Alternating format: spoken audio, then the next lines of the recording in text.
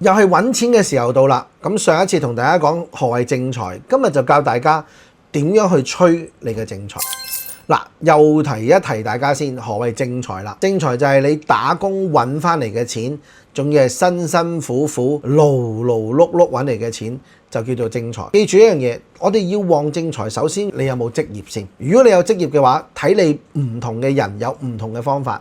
第一，每一個行業有自己嘅先師，咁原來咧每一個行業都有自己嘅先師。譬如我哋咧香港做三行咧，即係我哋講嘅木工啦，係咪啊？泥水工啦、水電嘅啦，咁原來咧呢啲石工啊、諸如此類咧都有自己嘅師傅，就係老班先師。咁譬如做律師啊，同呢啲類型嘅咧，我哋亦都有啲咧叫做師爺嘅神明咧係有得拜嘅喎。咁當然仲有其他唔同嘅行頭就有啦，譬如好似我哋玄學就有鬼谷先師啦，或者我哋女做恩師啦，都有呢啲神明咧可以去拜嘅。所以如果你話我想旺正財，先拜咗你個行業神先。我哋有第一個教大家嘅催財法，就係以行業神作為第一個參考。第二樣嘢，我哋可以催嘅財咧，就係用我哋個人嘅財運程嚟催。咩意思啊？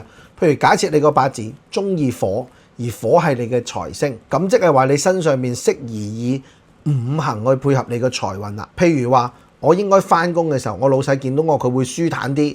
我着一啲紅色、紫色、粉紅色、橙色比較鮮豔啲嘅顏色，着翻一啲火嘅顏色，因為我火為財星啊嘛，對我嚟講咧都會容易有利啲。好啦，老細覺得你感覺舒服咗，到你講下 pay 要升職，人哋個可能加3%加通脹嘅啫，你就加通脹再加可能有5%到6%，係咪？人哋就可能誤會咗你咪同老細有路啦。哦，原來唔係，我係透過命理嚟催旺咗自己嘅財運嘅。呢個係第二種嘅模式。第三種嘅模式就不妨好似而家師傅咁，喺自己張工作台上面擺一個小小嘅風水陣。每年咧，我哋有3粒嘅財星就係168。不過而家喺九運裏邊咧，九仔咧都係當旺可以當財星用嘅。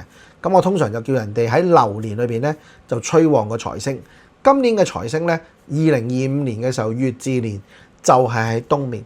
咁我如果大家都話，我想旺下啲財運喎，或者想旺下工作上，大家都開開心心喎，係咪啊？好嚟好去嘅，咁你即係喺你嘅東面裏邊，不妨就放一啲我哋講嘅木嘅嘢。咁你會問啦，師傅佢唔係九紫係火咩？